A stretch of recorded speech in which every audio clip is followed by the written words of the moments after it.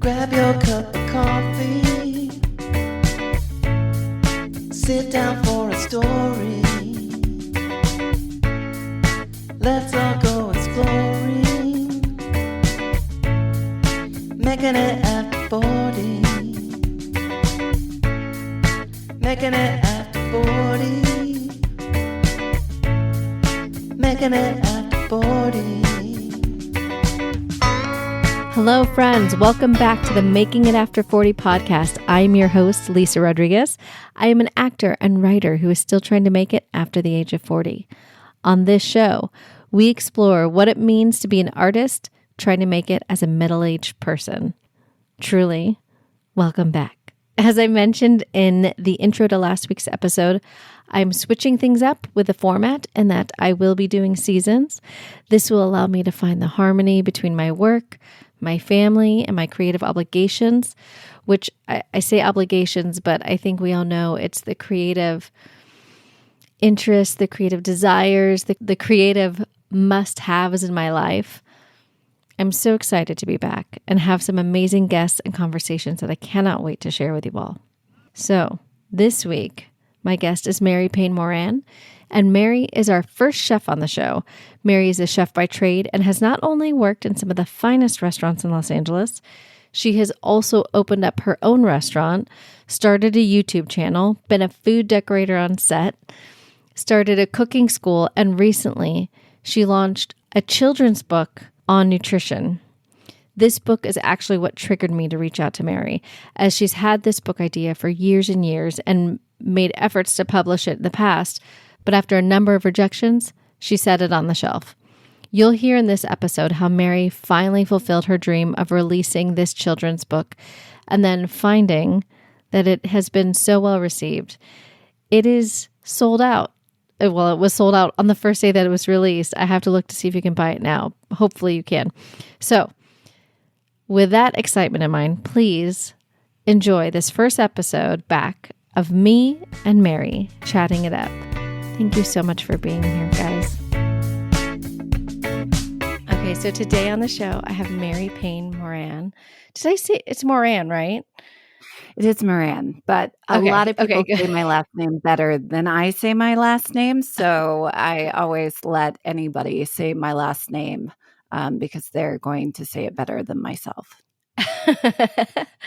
So Mary is a chef by a training and education and all that stuff, but has taken those skills and turned it into more than just making food and, you know, working in restaurants, or like you had such an interesting career where you've worked for celebrities, you know, worked on TV shows, dressing food. And now most recently you've had this children's book come out about healthy eating. And I know we're in the same moms group, and you had mentioned it was 17 years in the making. And when I saw that post, I was like, oh, I have to have you on. Thank you. It's an absolute pleasure to be on your show.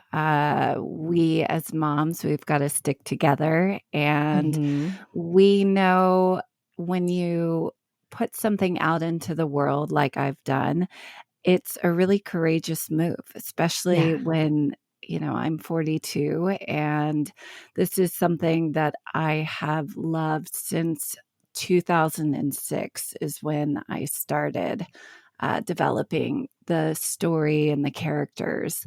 And there was so much rejection on the way. Yeah. And we can talk about all of it. And so I had it fully illustrated when in 2015, and I went out to a lot of different publishers, and I was rejected left and right. And they said, you know, I wasn't allowed to have the illustrations done, which was so mind-blowing because I love my illustrations so much.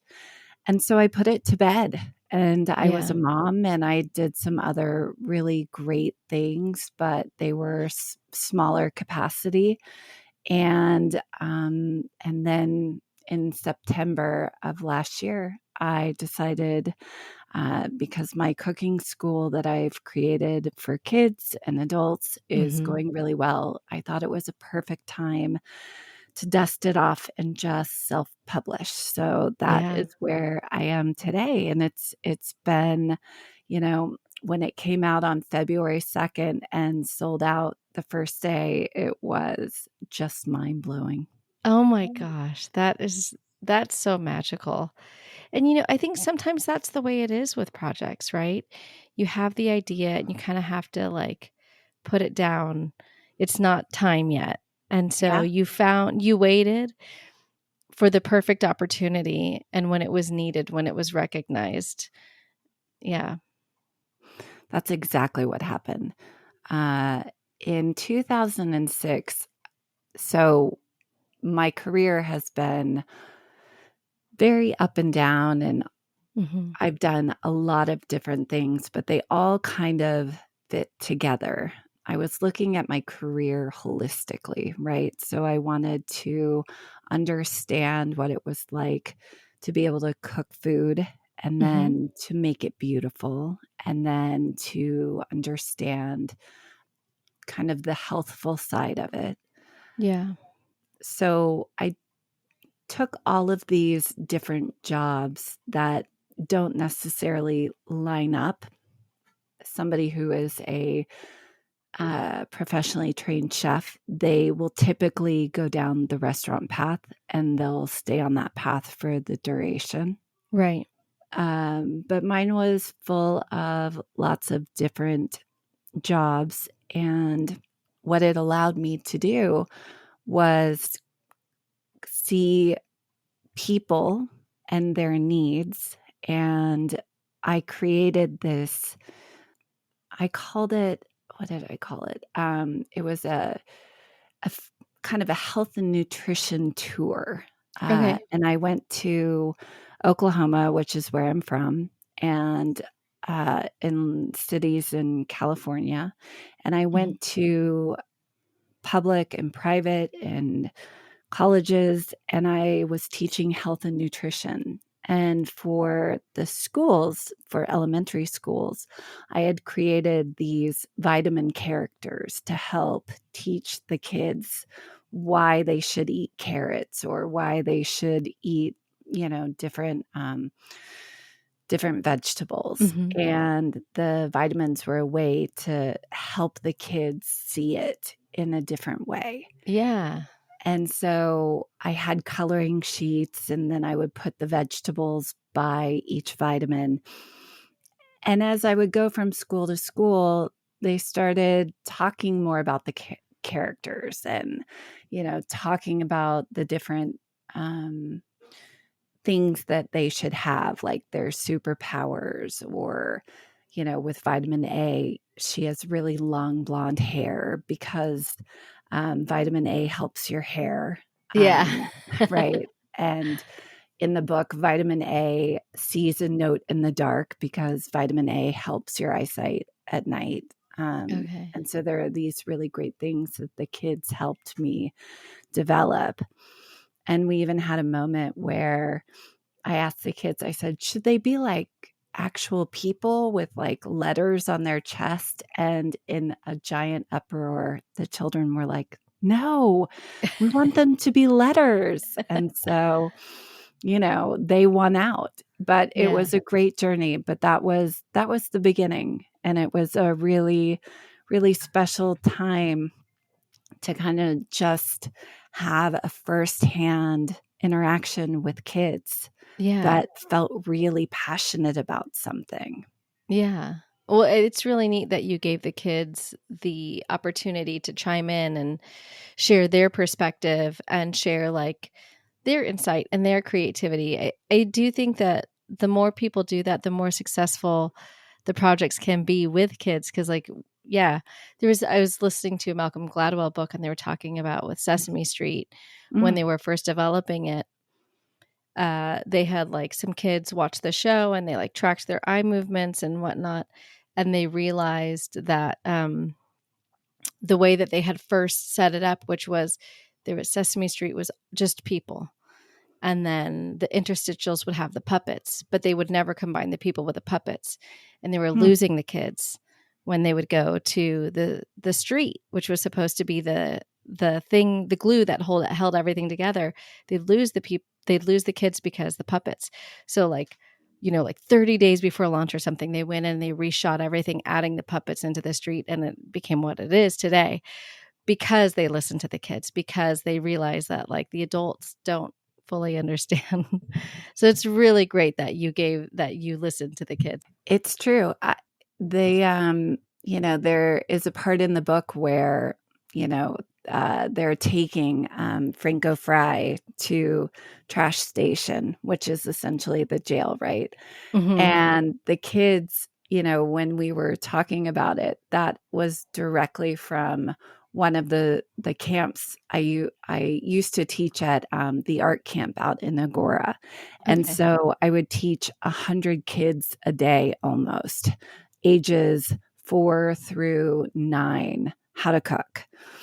And so we would always have kind of breaks, and I would read the book to the kids, and they loved that idea. And so I kind of just went with it, and it's fun because the kids do see it differently than parents. And when I was getting kind of the no's, my feeling was, well, just let your kid read it and then tell me no, because it's so bright and colorful. And the feedback that I'm getting now, which is really, it's so fun, is that it's not just a once and done book. The kids are requesting the book every night. Oh. And to pair with that, I had a friend today, my best friend from Oklahoma, and she said her daughter turned to her daughter's older, and she said, "Oh, I think I need to work on eating more fruits and vegetables to get my vitamins," Oh. And my neighbor said, sorry, not my neighbor, one of my other friends, she said she always sends snap peas in her little girl's lunch. And after they read the book, the snap peas for the first time ever came home empty. Oh. And so, these stories are what just fill my heart and make every ounce of pain and exhaustion worth it, right? Because I get to help families connect through food and cooking and health and nutrition. Well, let's go back with that in mind. Let's go back to like what started you on the journey of making food and wanting to like really go down this avenue of teaching children and adults how to eat better. In the research that I did do on you, I saw that you went to Cordon Bleu in Pasadena, and then you went abroad and did some more training over there. So, and you've worked in, like I said, I saw that you worked in some like wonderful restaurants. What was the thing I think that first drew you to cooking? And just because we do talk about like this is like your career and creativity, like I think it's what's really neat about what you do is that creating food and making food and working with food in itself is creative, and then you're able to bring in this other element of the writing. And anyway, so I'll let you Thank speak you. now. Well, I'm going to give it all to my mom. My mom was an incredible support and role model for me as a child. And one of the fondest memories that I have, when I was in first grade, my mom had gone to a cake decorating school.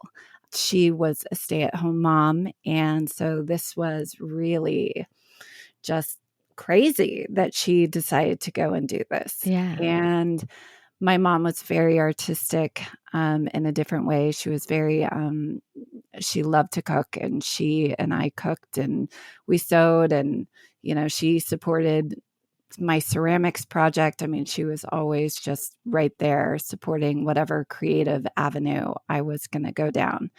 Yeah. But in first grade, she had brought her new skill to my first grade class, and she had baked cupcakes and she had made frosting, and she made these clowns which of course now clowns have such a scary connotation, but Yeah. back then they were really exciting and cute, and we all related it to Bozo.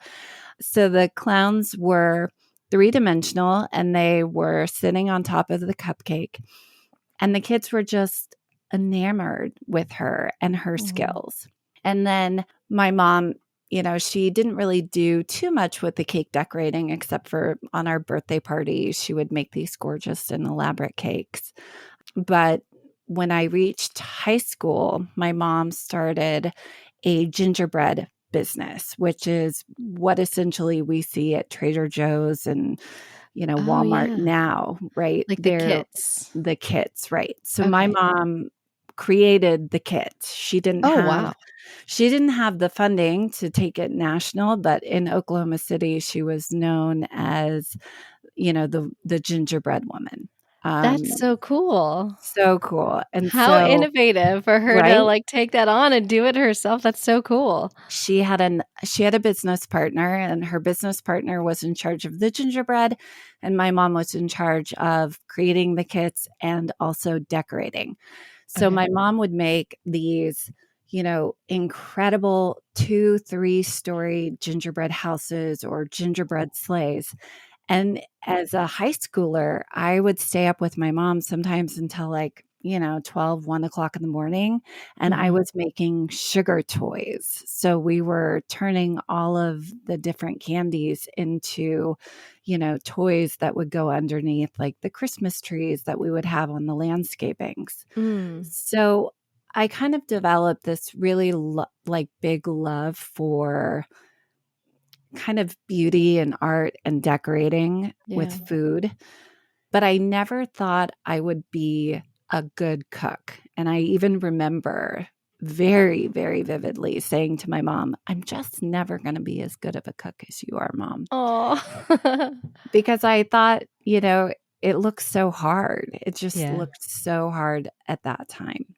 So I went to a few colleges and nothing felt right. And I ended up moving out to Los Angeles as a nanny. And I was with a wonderful family who I love and adore to this day. And I had this moment where I was like, I'm not going back to college. I don't know what I want to do with my life. And I had to have this really big moment where I had to think about what brought me joy. Yeah. At the time, I was cooking dinner for the family, and I was, whenever they would have parties, I would create platters of food. And I thought, you know what? This feels right. This feels really good. So I called my mom and I said, I'm going to sign up for culinary school. And, I had visited the school, and there was something about it that felt really exciting. Yeah. And my mom, once again supported me and said, go for it. Yeah. I'll never forget when I walked in my black and white chef pants and my white coat with my white neckerchief and my, skull cap. And I was sitting down at the silver tables. I was so excited. It was perfect. And it just, from that moment on, it was just what I was supposed to do. That's awesome. Isn't it such an incredible feeling when you're doing something and like in your heart, this is where I'm meant to be. This is what I'm supposed to be doing. Mm-hmm. It was. It really was. And, sometimes in my life, in my career, I'm sure you know this, sometimes we sit through some really hard moments that aren't right because we know there's something that we need to take away from it. There's a lesson that needs to be learned, and we haven't learned the lesson yet, right? Yeah.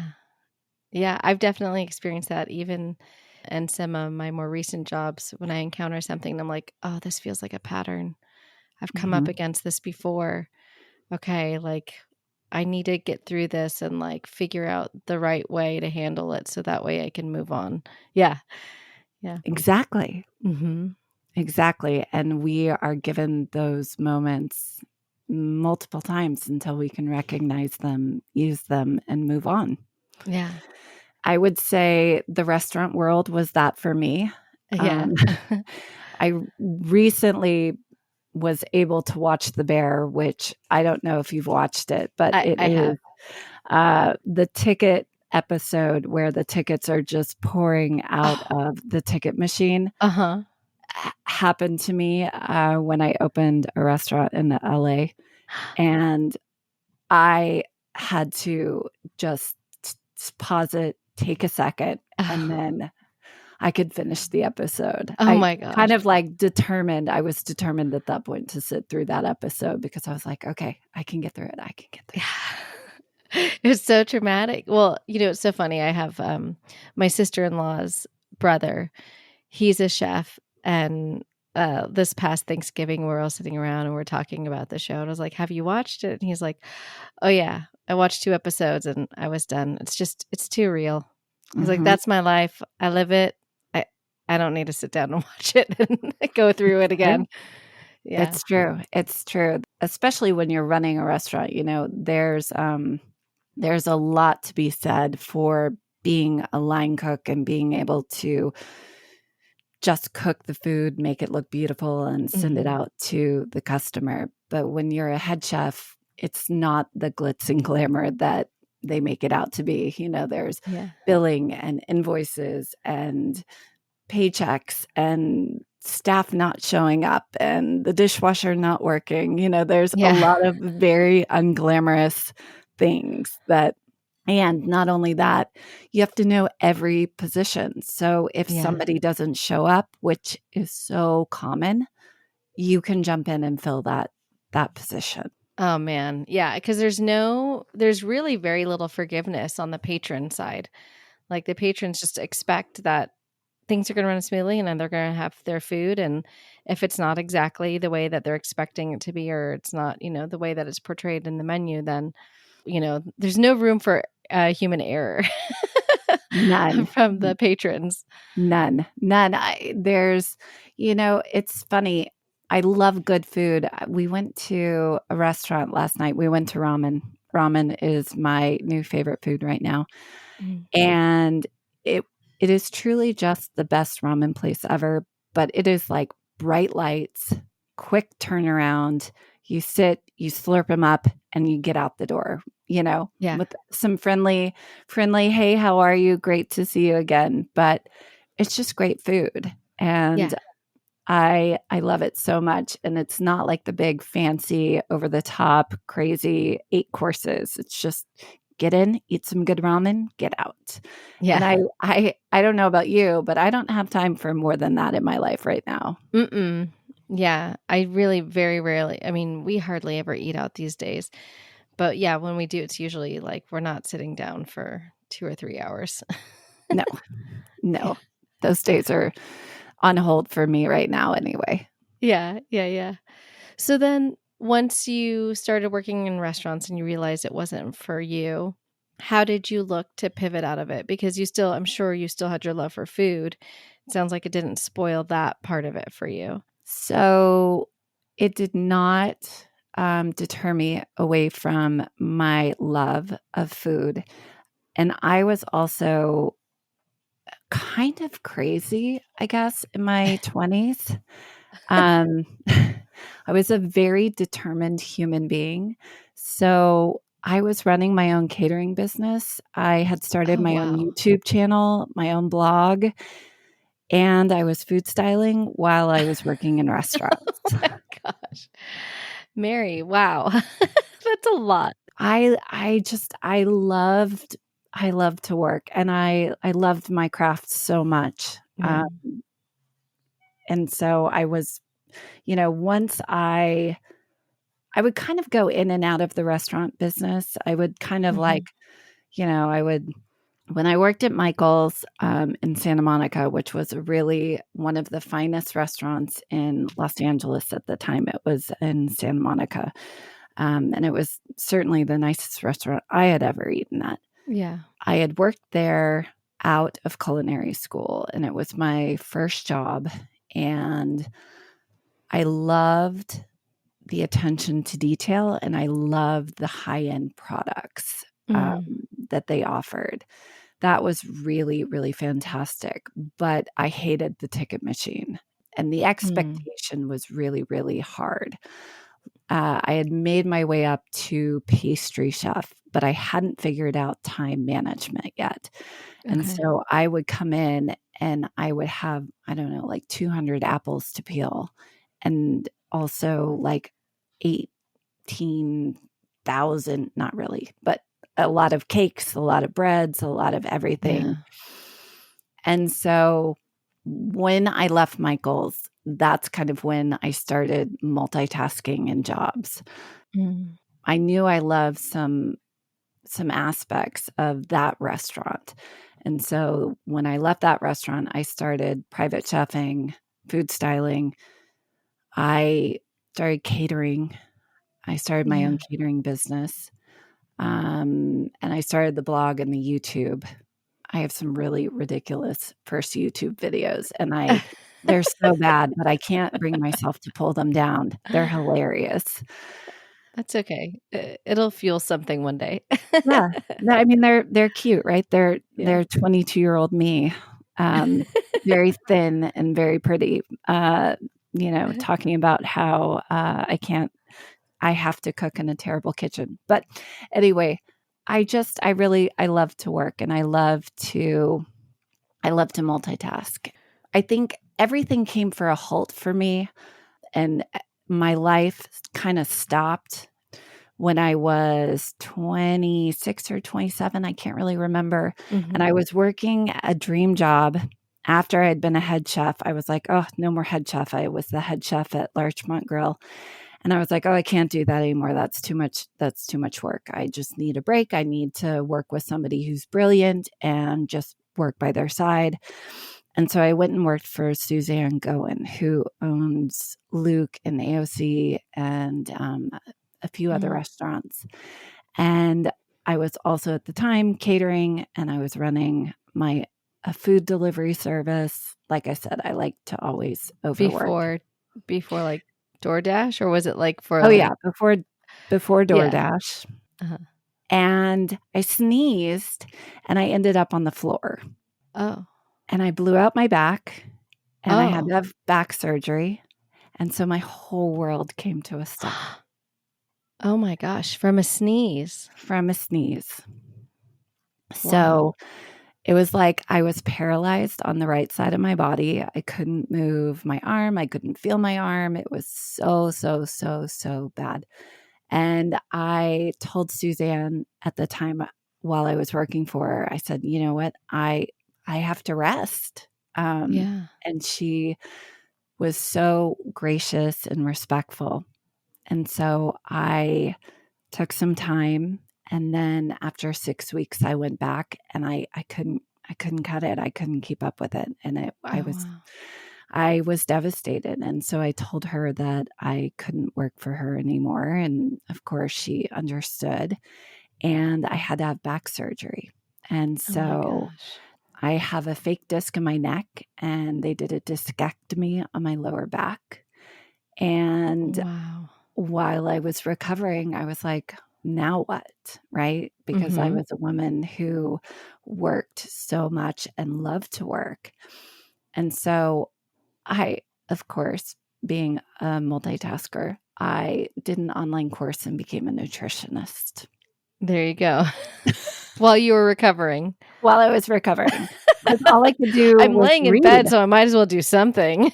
I got to do something. And I love food, so let's just add on another component, right? So that's when I got my nutritionist certification and weight loss management. So that was, again, kind of another, so that would have been 2006, 2007. So that's kind of when the Vita Gang. Yeah, that's when you first started teaching in schools, right? Right.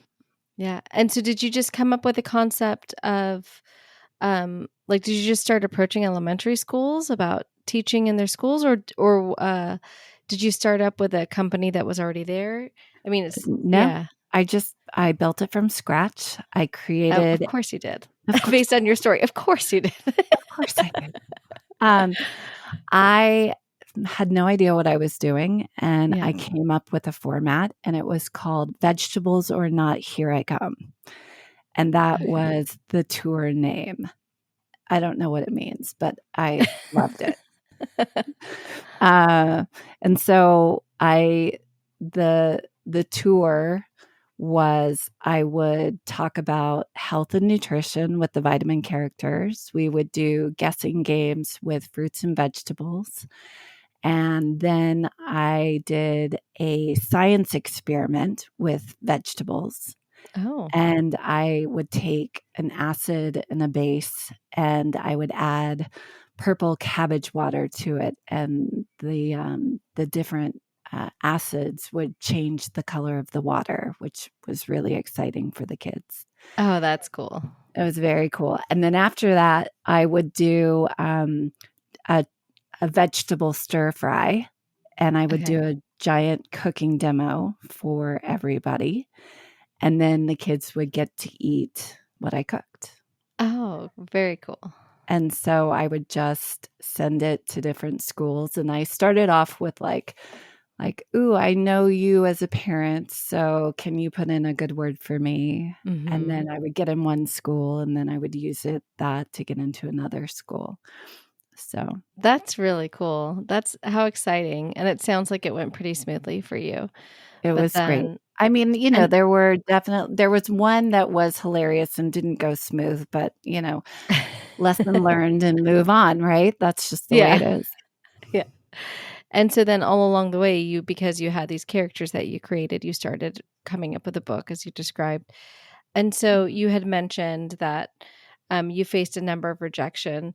At what Mhm. point, when you started developing the book, at what point did you decide to take the matter in your own hands and do the illustrations? So I had sent it out. I remember so long ago, but it's so fun to remember it now that I'm on the other side, right? Mm-hmm. Living in the hard moment was not great, but now that have the finished book in my hand, I can look back now fondly at all these really sad, hard times and think, okay, they were just stepping stones. Yeah. In 2011, I think, I had it fully written, Okay. and it was in a Word document, and I created my pitch letter, and I started sending it out to lots of different agents, because in the publishing world, you have to have an agent, and then Yeah. the agent submits to a publisher, and Right. then you move forward. And so I went to Barnes and Noble, and I bought my book of agents at the time. And I went through the giant thick book and picked out all the agents that I thought would be, a good fit for my book. And I sent out blindly all these pitch letters, because back then they weren't taking queries through internet. It was Yeah. all letters. I still have my very large stack of rejection letters, and Oh, wow.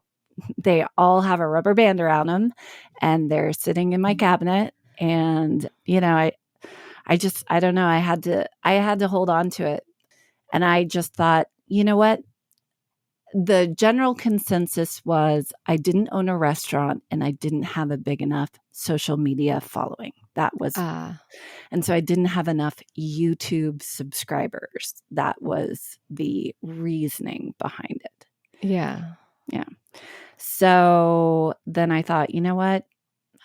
I love this. I am going to go for it. So my mom and I talked about it, and I found a really great illustrator, and he kind of did a few rough sketches, and then something came up in his schedule, and he was like, oh my gosh, you know what? Unfortunately, I can't take on your project. Yeah. So then I sent it out into the world that I needed another illustrator. And a friend of mine, Rachel Lippman, she was a writer for Rugrats, Oh, and okay. she recommended Milo Newman, who is the illustrator for this Right. current book. And he sent me some sketches, and it worked out. The most important thing for me was I wanted somebody to really collaborate. I didn't Yeah. want an illustrator that had a super strong opinion. I wanted somebody to sit there with me and think about like, oh, how tall should the vitamin characters be? They be the same height as Chef Mary, or should they be, a third of the height? I really wanted that opportunity to have a full voice in the development. So Yeah. And it sounds like he fulfilled that. he did. Yeah. And he had worked on, I think at that time he had worked on Disney. And so he had a really good idea about creating 3D characters. We kind of laughed at the time about how hard it was to make. There's a page in the book where Vitamin D is like whipping his body around. And so he has kind of like a contorted look. And he was like, it was kind of challenging to get, a 2D figure to look 3D and be twisting. Yeah. So, but he did a great job. So that was really great. So I got it fully illustrated. And then again, I got all new people because, there's a brand new book for every year. So you have to go get a new book. And I sent it out again and more rejections came. Yeah. God, it's so disheartening, isn't it, when that first happens? Yeah, it is. Yeah. It is. And it's really hard too when, at that point I had read it to over 1,000 children, and I knew that the kids loved it and that it worked. Yeah. And so it just felt so confusing to get all of the rejections. Yeah. But at that point, I was a mom. My kids were really little. And so I just put it to bed. And then you were saying it wasn't until things really started to take off with your school that you have now, where you're teaching, that you decided it was time to pick it up. Was there anything that inspired you to look down the self-publishing app or route? Because I know a lot of people do that now. And I feel like that's kind of an advent that's kind of come around in the last, I don't know, 5 to 7 years or something like that. Maybe it's been around longer, but I feel like especially lately it's been more prominent. When I started in 2000, or when I had the completed book in 2016, I had looked into the self-publishing route, and I had actually found BookBaby, who is my current publisher right now. I loved what they were doing. I thought it was really fantastic. But as I was talking to friends who had published books or, LA people, in 2016, if you self-publish, it was the kiss of death. You were no longer considered an author of quality if you self-publish a book, or at least that's the way I took it. Yeah. And so, I didn't choose to do it then. So in August, I teach adult cooking classes as well. I love teaching adults. I teach some really great classes. And this one particular class, I didn't have anybody show up except for one person. And it happened to be a screenwriter who was a very successful writer in the rom-coms for the early 90s. Okay. And he had written some of my favorite rom-coms. And I had no idea that he was going to be taking my class. Yeah. And lo and behold, it was just us. And it was, late at night because I couldn't start the class until I think 8 or something. And so we were making food, and, it came up that he was, a writer. And I said, oh yeah, I have a book too. I've never published it. And he goes, well, you should. And I said, well, I heard that, you should never self-publish. And he goes, oh no, that's changed. And I said, what do you mean? And he said, oh no, I just self-published a book like earlier this year. And this was in 2023, earlier in last year. And he said, oh, it's great. He was like, you just get to own all the rights, and, you get to publish it. And it's not the same world at all. Don't worry about it. Just do it. Take the plunge. And I was like, wait, what? I had lived in this fear for years. And so I dug up all my old notes, and I was looking at the self-publish button on BookBaby. And I was like, am I going to do this? Am I like, really? Am I going to publish this, Yeah.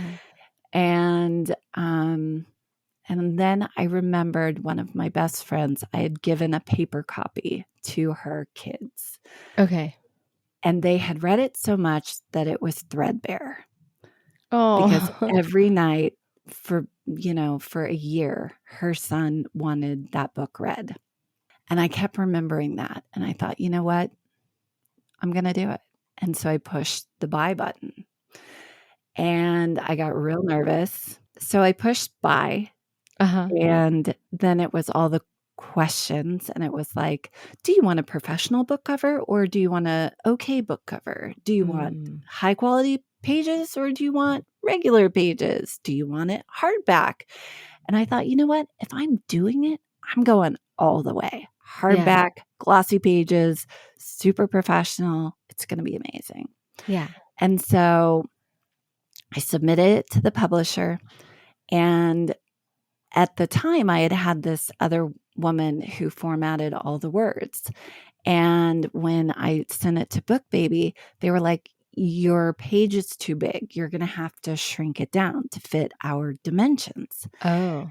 And I was like, oh, well, this is bad. This is, I don't have that. Yeah. And so I looked at my husband. He's very computer savvy. He's an assistant director, and he's always problem solving and creating all kinds of things for movie sets.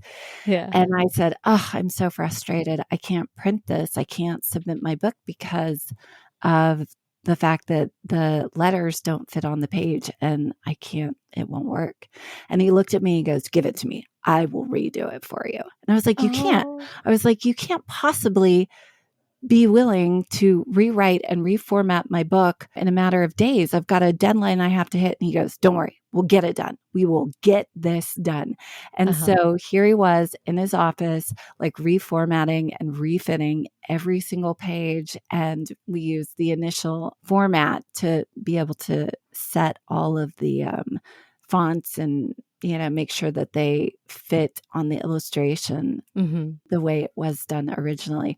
But we were like literally like trying to hit this deadline because I had an event in December that I was desperately hoping to get it done for.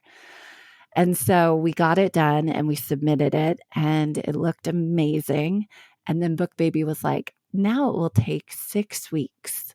And I was like, so the deadline. Oh, gosh. So I'm not going to make the deadline. And so that was a little like, okay, I won't make it for Christmas sales. That'll be fine. Again, like I've never published a book, so this is all new information, right? So BookBaby was sent an email and they said, now it's really important to get pre-sales. So you need to put your book out there and let everybody know about the pre-sales. And I was like, oh, really? Like, how am I going to do that? So I decided, okay, you know what? This is too much effort. This is too much work. So I'm going to put the book to bed again. And what? After all that? And I was like, I'll pick it up in the new year, right? Yeah. I will pick it up in the new year. And so December 23rd, all the boxes of my books show up. And I open up the books for the first time. And I videotape opening the box and seeing my book published. And I was like, oh, I'm excited. I'm really excited. This is going to be good. Yeah. And so again, I waited and I was like, I just got to get through December. So I had surgery in January. Okay. I've had a lot of surgeries this last year. It's been kind of a crazy year. And so I knew I had to get through the surgery. And I hired a publicist and I said, listen, I'm going to have surgery and I've got to get my books in hands and get this pre-sale thing going on for the launch on February 2nd. And so my husband, lives in kind of the Hollywood world. Yeah. And so we have a mutual friend with Howie Mandel.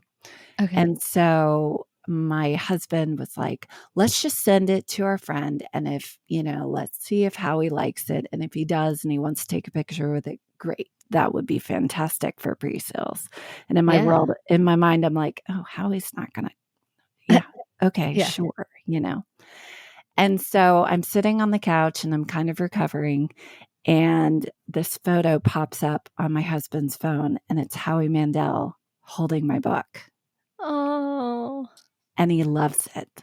Oh, yes. And I just had this moment of just like, oh my God, like this is going to be something great. And then my husband does a lot of Blumhouse movies, and Jason Blum, he saw the book and he was like, oh, I'm going to tweet it out to all of my followers and it's going to be amazing. Oh, And that's then awesome. Jonathan Sheck, who was one of my all-time favorite, like again, rom-com, like From That Thing You Do. Mm-hmm. We sent it to him and his son loved it. And Oh. so, and PJ Byrne, who's another like amazing actor who's, so lovely. And so all of these people jumped on board for these pre-sales and like allowed me to showcase them reading my book. It was like the biggest gift in the world. Oh my gosh.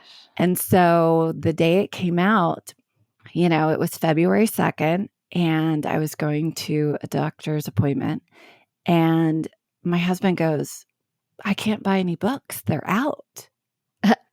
And I was like, what? What? What do you mean they're out? Like, what? They bought books. Amazon bought books. What do you mean they're out? Yeah. And so I called Book Baby and I go, I don't know if you guys know. I think there's a glitch in the system, but like Amazon's out of books. And they were like, yeah, they are. And so is everybody else. Oh my gosh. And I just like had this moment where I was sitting in my car thinking, oh my God, they've sold out. Yeah. And so it's so exciting because they keep selling out. Every time they get books, they sell out. Every time they get books, they sell out. Oh my gosh. Mary, this is amazing. Like, what an incredible story, too, that like all this rejection and then finally it was just about the right time. Mm-hmm.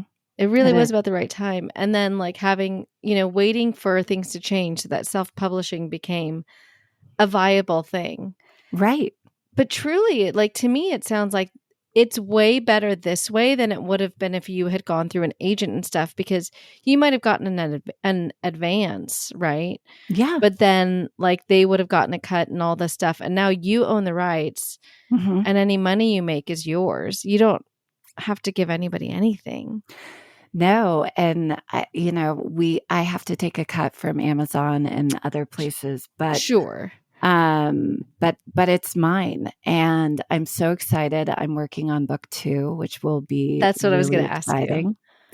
And I'm working on a cookbook as well. So it kind of really? just, back in the day, again, like lots of things. I have 5 cookbooks that are literally sitting in my house, like ready to go out into the world. But I had never, Yay! I'm So, clapping. I'm clapping for you. thank That's you. so exciting. So are they cookbooks for kids or for adults or both or families or?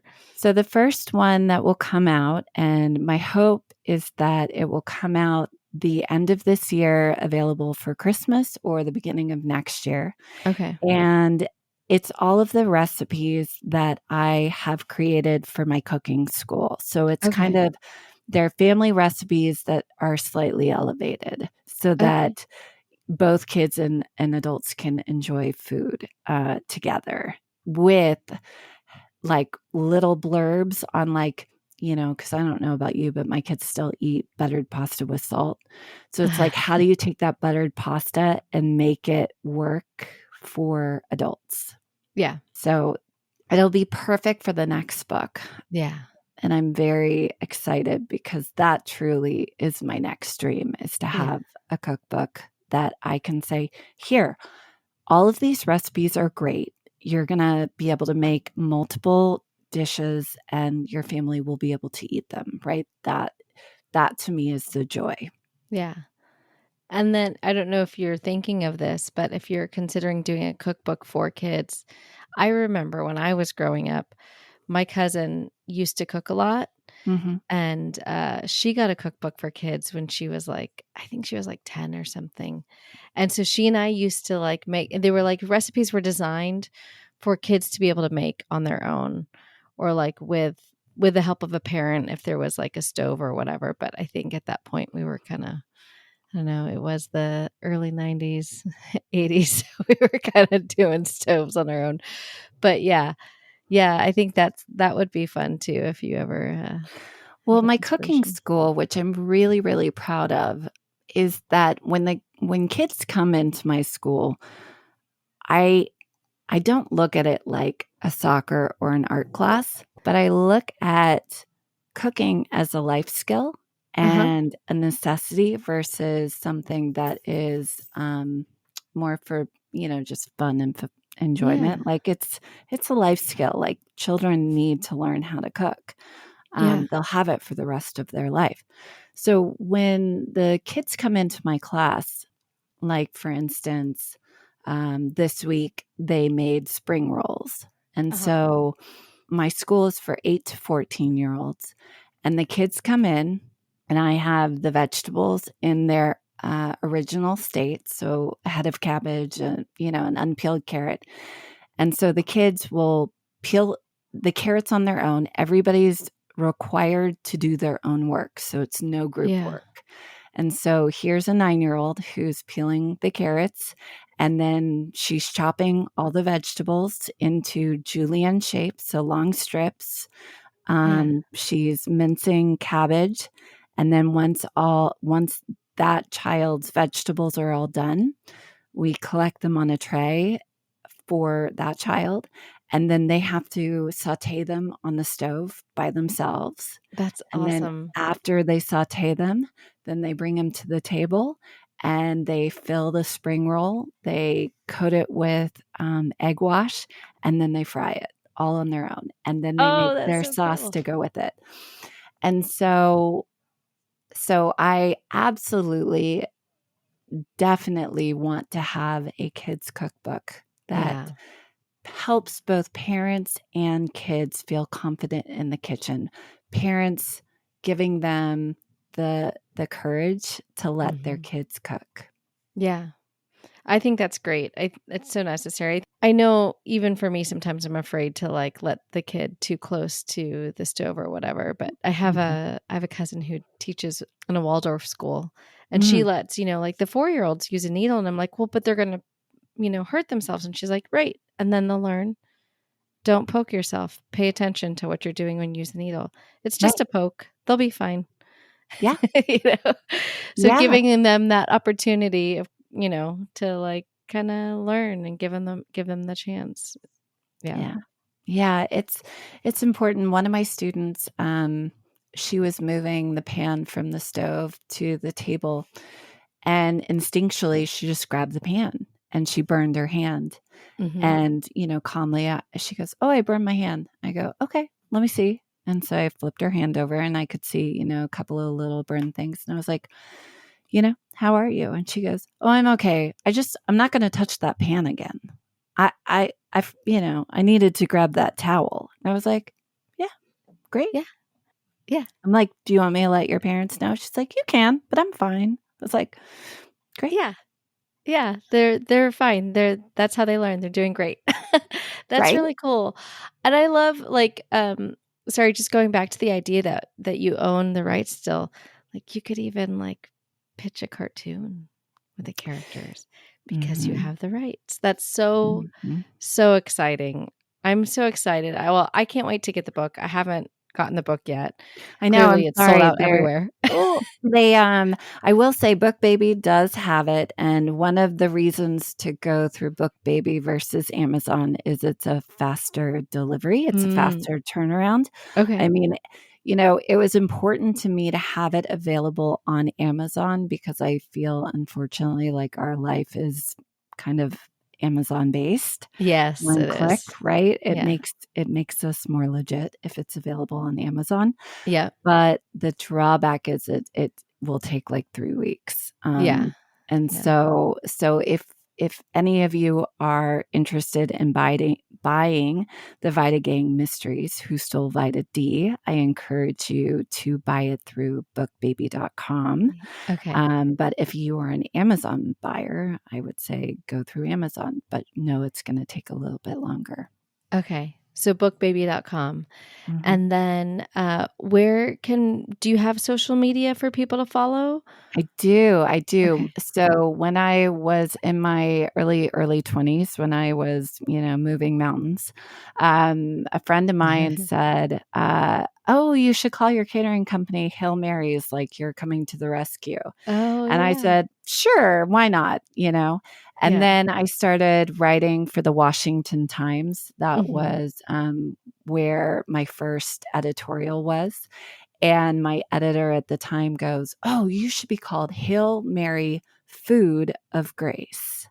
And I was Oh, like, are that's you so cute. sure? I go, are you sure about that? And she goes, yeah, that's great. I think it's wonderful. And so all of my social medias are Hail Mary Food of Grace. Okay. And as as I get older, I'm more kind of Mary Payne Moran. You can find me that way too. Okay. But there's a lot of great stuff. I've got a lot of recipes through Traditional Home Magazine that are wonderful that I still really love. But I get writers and readers that send me emails all the time asking me for cooking help. And I have to say, I really love it. And I love responding personally. So if anybody wants to, send some inquiries about cooking, I love it.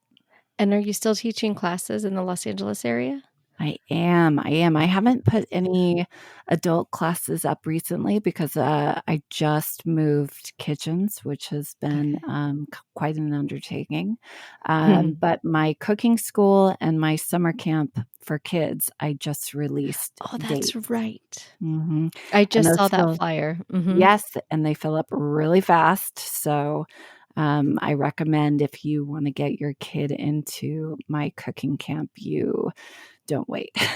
And can they find that through the Hail Mary Food of Grace, Yeah, like the if they go Instagram to and all my that stuff? Facebook, Okay. I've got it. I've got it there. Okay. And if Instagram, I need Instagram followers. So if you are on Instagram and you want to support me, please find me on Hail Mary Food of Grace. I would really appreciate the love and support. Awesome. Okay. Well, we'll link all of that in the show notes. But before Thank I you. let you go, I have to ask you my final question, Okay, I'm which ready. is what does making it mean to you now versus when you were younger? So, what does success look like to you now?